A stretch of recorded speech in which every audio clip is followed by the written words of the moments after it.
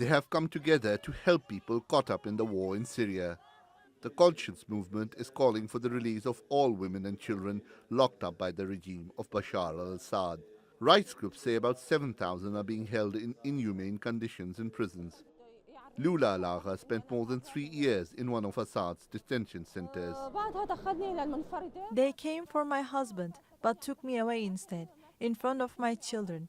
I was taken to a basement. I later found out they were from the notorious Aviation Intelligence Branch. They told me to take off my clothes, and I was beaten and stripped when I refused. I was sometimes kept in solitary confinement, and sometimes with other women. Aga says her husband was arrested a few days after her and died in prison after being tortured. Her family later bribed officials to get her out. She then fled to Turkey with her 4 children. She's not the only one with such a tale.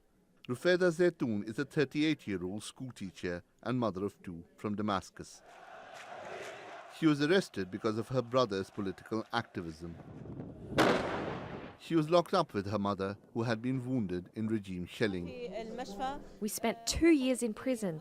My mother stayed in intensive care for 15 days, and then she lost control of the lower part of her body. There were no charges against us, so they kept me as a so-called captive to use in future prisoner swaps.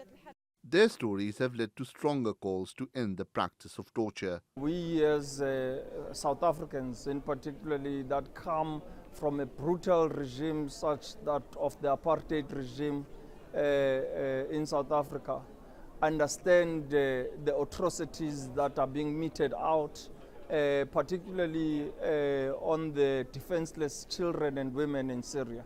And this is why we are here to add our voice and say enough is enough. Delegates also said they wanted greater efforts by the international community to stop human rights violations. The atmosphere at this conference is charged. Many of the people present here have been subjected to torture by the Assad regime in Syria. They want Bashar al-Assad and his lieutenants to be held accountable.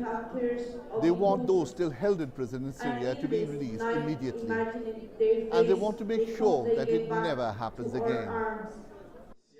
The conference leaders say this is just a start. They are hopeful they can carry the momentum gained here into a protest rally against the detentions planned in March.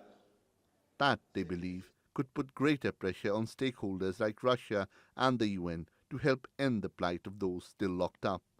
Shoaib Hassan, TRT World, Istanbul.